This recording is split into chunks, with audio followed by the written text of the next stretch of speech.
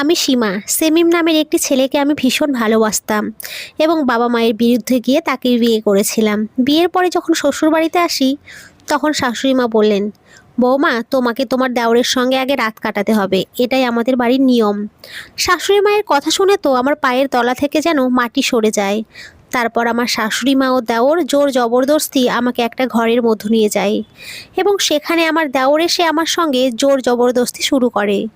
এবং সব থেকে আশ্চর্যের বিষয় হচ্ছে আমার বর এই সব কিছু দাঁড়িয়ে দাঁড়িয়ে দেখছিল।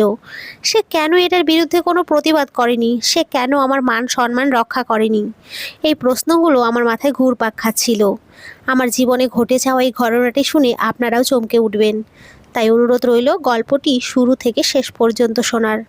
আমরা দুজন একে অপরকে ভীষণ ভালোবাসতাম, কিন্তু আমাদের পরিবার আমাদের ভালোবাসার বিরুদ্ধে ছিল। তারা আমাদের দুজনের সম্পর্ক মেনে নিতে রাজি হয়নি। তাই আমি ও বর পালিয়ে বিয়ে করেছিলাম। বিয়ের আগে বর আমাকে নিজের ব্যাপারে সব কিছুই বলেছিল, যে সে একজন নপুংসক পুরুষ, এবং এই কথাটা জানা সত্ত্বেও আমি তার সঙ্গে পালিয়ে বিয়ে করেছিলাম।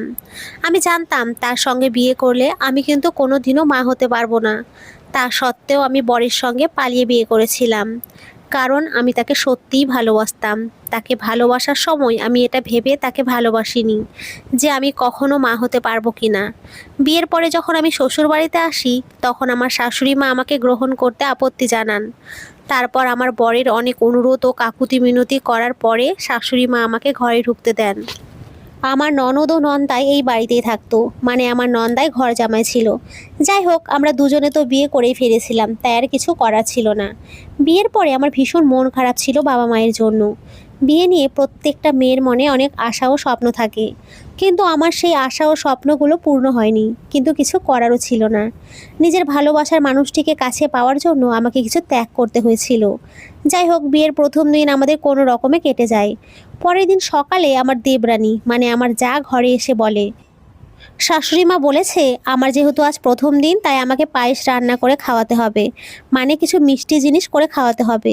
শ্বশুরবাড়িতে এসে আমি একটু ভয়েই ছিলাম, কিন্তু বর সবসময় আমার পাশে ছিল। আমার বরেরা দুই ভাই, আমার দেওরের আগেই বিয়ে হয়ে গেছিল। বর আমাকে ভালোবাসতো, তাই সে তার মায়ের পছন্দের মেয়ের সঙ্গে বিয়ে করতে আপত্তি জানায়। তাই আমার বর বিয়ে করতে রাজি না হওয়ায় শাশুড়ি মা দেওরে বিয়ে দিয়েছিলেন, তাই আমাদের আগেই দেওরের বিয়ে হয়ে যায়। আমার দেওরের বিয়ে হতে প্রায় 2 বছর হয়ে গেছিল, কিন্তু তখনও আমার দেবরানী মানে আমার যা মা হতে পারেনি। এবং সে কেন মা হতে পারেনি সেটা তো আমি পরেই জানতে পেরেছিলাম। যাই হোক, আমার দেবরানীর কথা শুনে তাড়াতাড়ি তৈরি হয়ে নিচে রান্নাঘরে গিয়ে আমি পায়েস রান্না করছিলাম। আমার যা আমার রান্নাতে সাহায্য করে দিয়ে সে রান্নাঘরের বাইরে চলে গেছিল। শ্বশুরবাড়িতে আমাকে কেউ পছন্দ না করলেও আমার যা আমাকে কিন্তু ভালোবাসতো ও আমার কাজে সাহায্য করত। তারপর কিছুক্ষণ পরে নন্দায় রান্নাঘরে আসে। রান্নাঘরে এসে সে আমার পাশে দাঁড়িয়ে হঠাৎ করে আমার হাতটা ধরে বলল, নতুন বউ, আমি কি তোমায় কিছু সাহায্য করতে পারি? আমি তখন তাড়াতাড়ি তার হাতটাকে আমার হাতের থেকে সরিয়ে দিয়ে বললাম, না না, আমার কিছু সাহায্য করতে হবে না। তারপর নন্দাই আমাকে কিছু বলার আগে সেখানে আমার ননদ চলে আসে। আমার পাশে নন্দাইকে দাঁড়িয়ে থাকতে দেখে ননদ অনেক রেগে আমাকে আঙুল দেখিয়ে বলল, আমার বরের থেকে দূরে থাকবি, আমার বরের কাছে আসার চেষ্টাও করবি না, নইলে আমার থেকে খারাপ আর কেউ হবে না। আমি যেহেতু শ্বশুরবাড়িতে নতুন ছিলাম তাই আমার চিনতে ও জানতে কিছুটা সময় লেগেছিল যে আমার শ্বশুরবাড়ির লোকেরা কে কেমন স্বভাবের। এবং আমি যেহেতু নতুন ছিলাম তাই ননদের সঙ্গে কোনো তর্ক বিতর্ক করতে পারিনি। ইচ্ছে করলে আমি ননদকে এটা বলতে পারতাম যে নন্দাই আমার হাতটা ধরেছিল, এতে আমার কোনো দোষ ছিল না। তাও আমি ননদের কথা শুনে চুপচাপ ছিলাম। তারপর আমি যখন সবাইকে পায়েস খেতে দিই তখন শাশুড়ি মা পায়েসটা একটু মুখে দিতেই অনেক রেগে পায়েসের বাটিটা ছুঁড়ে ফেলে দিয়ে বললেন, তোমার মা কি তোমাকে কিছুই শেখায়নি? কীভাবে পায়েস রান্না করতে হয় এটাও জানো না? শাশুড়ি মায়ের কটু কথা শুনে আমি কাঁদতে কাঁদতে নিজের ঘরে চলে আসি। কিছুক্ষণ পরে বর আমার কাছে আসে ও আমাকে সহানুভূতি দেয়। বর আমাকে বলে, সীমা, দেখবে একদিন সব কিছু ঠিক হয়ে যাবে, তখন দেখবে বাড়ির সকলে তোমাকে ভালোবাসবে। তারপর বর বলল সে নাকি তার অ্যাসাইনমেন্ট জমা দিতে 7 দিনের জন্য বাইরে যাবে। বর বাইরে যাবে এটা শুনে আমি তাকে জড়িয়ে ধরে বললাম, তোমাকে ছেড়ে আমি কিভাবে এই বাড়িতে একা থাকবো? বর তখন অনেক ভালোবেসে আমার কপালে একটা আলতো করে চুমু দিয়ে বলল, বাড়িতে আরও তো সবাই আছে, তুমি তাদের সঙ্গে মিশবে, তবেই তো বুঝতে পারবে কে কেমন স্বভাবের। তুমি তাদের সঙ্গে বেশি করে সময় কাটাও, তাহলে তাদেরকেও ভালো লাগবে এবং তোমাকেও ভালো লাগবে। তারপর বর সেদিন সকালে রওনা দেয়। সেদিন রাত্রিবেলা খাওয়া দাওয়া সেরে আমার ঘরে আমি একাই শুয়েছিলাম। অর্ধেক রাতে মনে হলো কেউ যেন আমার পায়ের কাপড় তুলে পায়ে হাত বোলাচ্ছে। চোখ খুলে তাকে সামনে দেখতেই আমি চমকে উঠি, কারণ অর্ধেক রাতে আমার ঘরের ভেতরে নন্দাই ঢুকেছিল এবং উনি আমাকে যেটা ইশারা করছিলেন সেটা আমার বুঝতে বাকি ছিল না।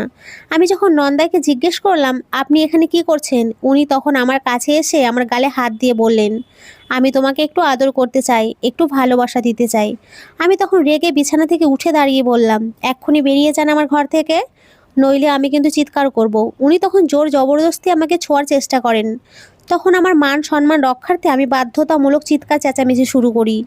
আমার চিৎকার চেঁচামেচি শুনে নন্দাই আমার মুখে হাত দিয়ে মুখটাকে চেপে ধরে বললেন, একদম চেঁচামেচি করবে না, চুপ করে থাকো। কিন্তু ততক্ষণে আমার চিৎকারের আওয়াজ শুনে বাড়ির লোকজন আমার ঘরের ভেতরে চলে আসে। তারপর নন্দাইকে আমার ঘরে দেখে ননদ অনেক রেগে তার বরকে জিজ্ঞেস করলো, তুমি এত রাতে সীমা বৌদির ঘরে কি করছো? আমি তখন কাঁদতে কাঁদতে বললাম যে উনি আমার সঙ্গে নোংরামি করার চেষ্টা করেছেন। এই কথা শুনে নন্দাই বললেন, সীমা বৌদি তুমি মিথ্যে কথা কেন বলছো? তুমি তো আমাকে ফোন করে এখানে রেখেছিলে। নন্দাইয়ের কথা শুনে শাশুড়িমা আমার গালে একটা থাপ্পড় মেরে বললেন, নির্লজ্জ মেয়ে, আমার ছেলে বাইরে যাওয়ার সুযোগ নিয়ে আমার জামাইয়ের সঙ্গে নিজের মুখ কালো করতে চেয়েছিলি? সেমিম বাড়িতে আসলেই তোর নামে অভিযোগ জানাবো, তারপর দেখবি কেমন তোকে বাড়ি থেকে বের করে দেয়। শাশুড়ি মায়ের কথা শুনে আমি কাঁদতে কাঁদতে বললাম, মা এতে আমার কোনো দোষ নেই, নন্দাই নিজে থেকে আমার ঘরে এসেছিলেন। তখন আমার ননদ বলল, একদম চুপ, তোর এত বড় সাহস যে আমার বরের দিকে খারাপ নজর দিচ্ছিস? তোর যদি এতই আগুন লেগে থাকে তাহলে বাইরে থেকে কোনো ছেলেকে ডেকে নিতে পারতিস, কিন্তু আমার বরের উপরে নজর দিয়ে তুই অনেক বড় ভুল করেছিস। তারা সবাই আমার কোনো কথা না শুনেই ঘর থেকে বেরিয়ে চলে যায়। সেদিন আমি বুঝে গেছিলাম যে আমার নন্দাইয়ের মতিগতি ঠিক ছিল না, সে আমাকে খারাপ নজরে দেখতো। ওদিকে আমার যা বন্ধা ছিল সে কোনোদিনও মা হতে পারতো না, এবং এই কথাটা তাদের বিয়ের পরে সবাই জানতে পেরেছিল। একে তো আমি অনেক বেশি চিন্তিত ছিলাম, তার উপরে নন্দাই আমাকে বিরক্ত করত। সে সুযোগ বুঝে আমার কাছে আসতো এবং আমাকে ছোঁয়ার চেষ্টা করত। সেদিন আমি এমনিতেই আগে থেকে খুব চিন্তিত ছিলাম, তার উপরে আমার নন্দা এসে আমাকে বিরক্ত করছিল। সেদিন তার অসভ্যতা দেখে আমি তার গালে একটা থাপ্পড় মেরে বলেছিলাম, আজকের পর থেকে আমাকে ছোঁয়ার চেষ্টা করলে আমি কিন্তু আপনার হাত ভেঙে দেব এবং বরকে আপনার ব্যাপারে সব কিছু বলে দেব। তখন সবার থেকে আগে বর আপনাকে এই ঘর থেকে বের করে দেবে। নন্দাই তখন রেগে আমাকে বললেন, বৌদি, আমাকে মেরে তুমি অনেক বড় ভুল করেছো, এটার প্রতিশোধ আমি নেবই। তারপর উনি ঘর থেকে বাইরে বেরিয়ে চলে যান। ওদিকে আমার শাশুড়ি মা ও আমার দেওর ঘরে এসে আমাকে জোর জবরদস্তি নিয়ে যায়, এবং তারা কেন আমার সঙ্গে জোর জবরদস্তি করেছিল সেটার কারণ জানতে চাইলে কারণ হিসেবে তারা যেটা বলেছিল সেটা শুনে তো আমার পায়ের তলা থেকে যেন মাটি সরে যায়। আমি প্রথমে ভেবেছিলাম তারা হয়তো জোর জবরদস্তি আমাকে বাড়ি থেকে বের করতে চাইছে, কিন্তু আসল কারণটা জেনে তো আমার মাথায় যেন আকাশ ভেঙে পড়ে। আমি যখন তাদের জোর জবরদস্তি দেখে কান্নাকাটি শুরু করি তখন শাশুড়িমা বললেন, আমি আমার নাতি নাতনিদের মুখ দেখতে চাই, আমি এই পরিবারের বংশধরকে দেখতে চাই, আর সেটা যেভাবেই হোক না কেন আমি আমার নাতি নাতনিদের মুখ দেখবই। আসলে আমার বর যেমন নপুংসক ছিল ঠিক সেই রকমই বিয়ের পরে জানতে পারে যে আমার যাও বন্ধা, সে কোনোদিনও মা হতে পারবে না। তাই আমার শাশুড়ি মা ও দেওর চেয়েছিল আমি যাতে দেওরের সঙ্গে শারীরিক সম্পর্ক করি। তাই ওই সময় আমার কান্না দেখে শাশুড়ি মা আমাকে বলেছিলেন, একটা রাতেরই তো ব্যাপার, একটা রাত তুমি তোমার দেওরের সঙ্গে কাটিয়ে নাও, তারপর তুমি মা হয়ে যাবে। ওদিকে আমার দেবরানী কাঁদতে কাঁদতে শাশুড়ি মাকে বলছিল, মা এরকম কিছু করবেন না, না হলে আমার সব কিছু শেষ হয়ে যাবে। ওদিকে আমি কান্নাকাটি করে বলছিলাম, আপনারা আমাকে ছেড়ে দিন, এটা আপনারা ভুল করছেন, আপনার ছেলে জানতে পারলে আপনাদের সবাইকে বাড়ি থেকে বের করে দেবে। দেওর তখন আমাকে বলল, আমার মিষ্টি বৌদি, তুমি হয়তো জানো না যে আমার দাদা মাকে কত ভালোবাসে ও কত বিশ্বাস করে, তাই তোমার কোনো কথায় দাদা বিশ্বাস করবে না। আমার বিয়ে হতে সবাই 2 দিন হয়েছিল, তারই মধ্যে আমার সঙ্গে এত অন্যায় ও অবিচার হয়েছিল। এমনকি আমার সাহস হয়নি এই কথাগুলো আমার বাবা মাকে বলার, কারণ আমি যেহেতু বাবা মায়ের বিরুদ্ধে গিয়ে বিয়ে করেছিলাম, তাই আমি তাদেরকে বলার সাহস পাইনি। ওই সময় আমার পাশে কেউ ছিল না, আমি একাই লড়াই করছিলাম। আমি বরকে ফোন করে বললে বর হয়তো আমাকে অবিশ্বাস করবে, এই ভেবে আমিও বরকে কিছু বলিনি। তারপর আমার শাশুড়ি মা আমাকে ও দেওরকে একটা ঘরে বন্ধ করে দেয় এবং শাশুড়ি মা পেছন দিক থেকে দরজাটাকে বন্ধ করে দেয়। আমার যা শাশুড়ি মাকে বাধা দিলে শাশুড়ি মা আমার যাকে জোর জবরদস্তি টেনে হিঁচড়ে ঘরের বাইরে নিয়ে যায়। তারপর দেওর জোর জবরদস্তি আমার সঙ্গে সম্পর্ক করার চেষ্টা করে। আমি তখন ওই সময় নিজের মান সম্মান রক্ষার্থে দেওরের পেটে একটা লাথি মেরে তাড়াতাড়ি ঘর থেকে বাইরে বেরিয়ে সিঁড়ি দিয়ে নিচে নেমে মেন দরজা খুলে বাইরে পালিয়ে আসি এবং দৌড়াতে দৌড়াতে অনেক বেশি ক্লান্ত হয়ে একটা গাছের তলায় গিয়ে বসে পড়ি। ওই সময় আমি এত বেশি আতঙ্কে ছিলাম যে কিছুই বুঝতে পারছিলাম না যে এবার আমি কি করব। কিছুক্ষণ ওই গাছের তলায় বসে থাকার পরে নিজের চোখের জল মুছে সিদ্ধান্ত নিয়ে ফেলি যে এই লড়াই আমাকেই লড়তে হবে, তাছাড়া আমার কাছে আর কোনো রাস্তা নেই। তারপর মনে সাহস জুটিয়ে আমি আবার শ্বশুরবাড়িতে ফিরে আসি। শ্বশুরবাড়িতে আবার ফিরে আসতে দেখে শাশুড়ি মা আমার উপরে হেসে বললেন, কি হলো, আবার ফিরে এলে যে এখানে? তোমার বাবা মা বুঝি তোমাকে গ্রহণ করেনি? এই জন্যই বলছি, আমার কথা মেনে চললে তোকে এই ঘরে রানী করে রাখবো। আর এই ব্যাপারে তো কেউ কিছুই জানতে পারবে না, শুধুমাত্র একটা রাতেরই তো ব্যাপার। আর আমার কথা অমান্য করলে এবার আমি নিজে থেকে তোকে এই বাড়ি থেকে বের করে দেব। শাশুড়ির কথার কোনো উত্তর না দিয়েই আমি চুপচাপ ঘরে প্রবেশ করি। সেদিন আমি নিজের মনেই ভেবে নিয়েছিলাম যে তারা আমার উপরে অনেক অত্যাচার করেছে, কিন্তু এবার আর নয়, এবার আমি তাদের উচিত শিক্ষা দেব। তাই সেদিন সন্ধ্যাবেলা আমি যখন সবার জন্য চা করছিলাম, তখন নন্দায় রান্নাঘরে এসে আমার হাত ধরে বললেন, তুমি ভালো করেছো এই বাড়িতে ফিরে এসে, নইলে তুমি কোথায় যেতে বলো? এমনিতেই একলা নারী অসহায় হয়, আর এমনিতেও আমি তো তোমার পাশেই আছি, এবার আমি তোমাকে অনেক আদর দেব।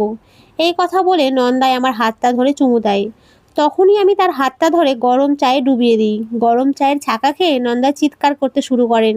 নন্দা এই চিৎকার শুনে আমার ননদ রান্নাঘরে আসে। আমার ননদ তখন নন্দাইকে জিজ্ঞেস করে, কি হয়েছে, চিৎকার কেন করছো? আমি তখন ননদকে বললাম, দেখো না দিদি, আমার কোনো রকম সাহায্য লাগবে না, তাও তোমার বর চলে আসে আমার সাহায্য করতে। আমার এই কথায় ননদ অনেক রাগ করে নন্দাইয়ের হাত ধরে বাইরে নিয়ে চলে যায়। আমি বুঝে গেছিলাম যে এই বাড়ির সদস্যদের কিভাবে শিক্ষা দিতে হবে। তাই ওই ঘটনার পরে আমি নিজেকে মানসিকভাবে প্রস্তুত করে নিয়েছিলাম। আমি বুঝে গেছিলাম যে আমার পরিবারের লোকজনের থেকে ভয় পেলে হবে না, তাদের মুখোমুখি হয়ে প্রতিবাদ করতে হবে। আমার যেহেতু বিয়ে হতে সবেই 3 দিন হয়েছিল, তাই শ্বশুরবাড়িতে আমার মুখ দেখানোর অনুষ্ঠানটা বাকি ছিল।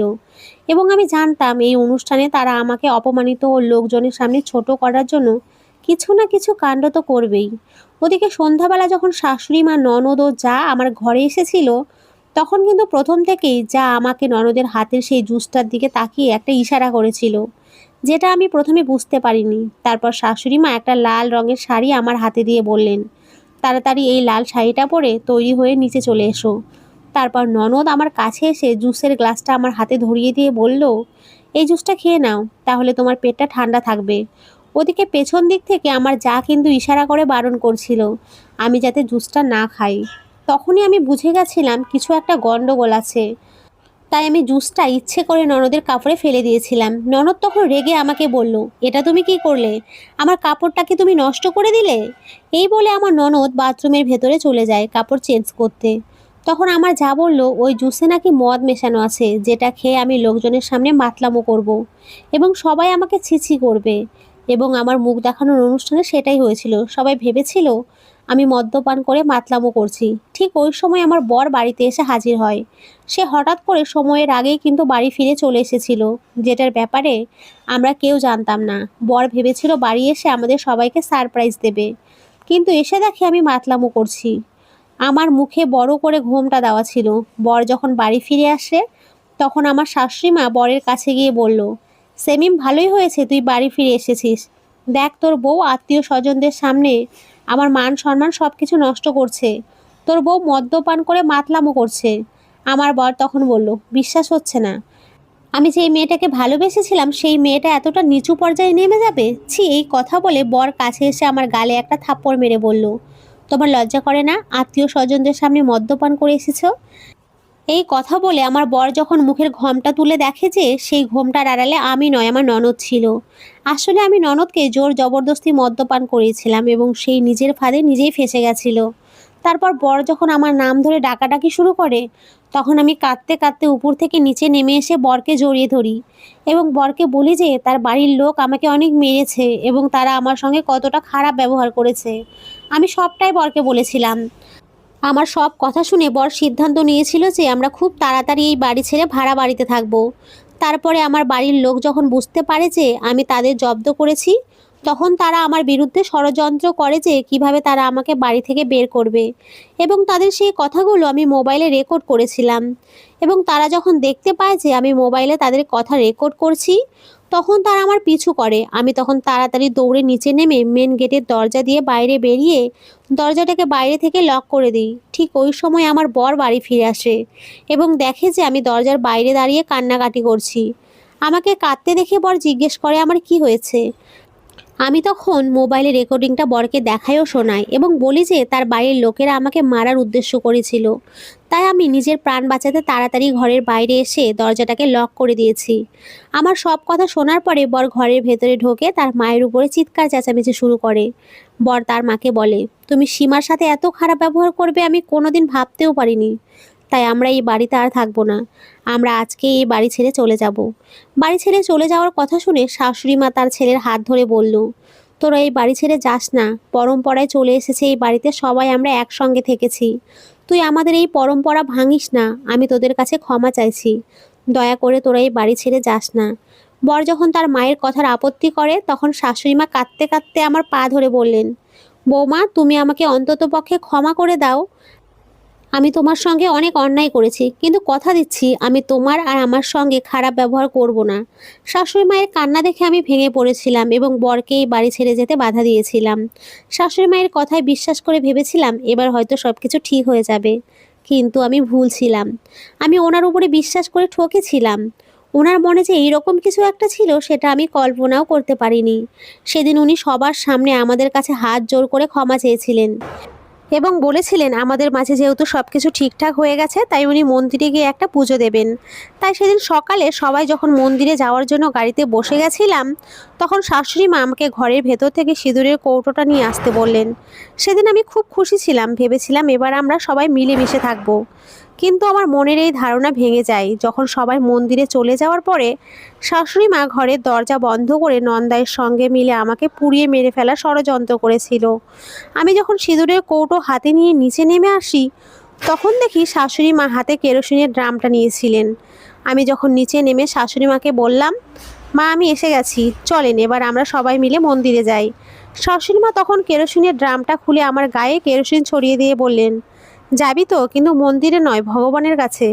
তুই আমাদের অনেক বিরক্ত করেছিস, কিন্তু আর নয়, তোকে আজ পুড়িয়ে মেরে ফেলবো, তারপর আমার ছেলের আবার দ্বিতীয় বিয়ে দেব।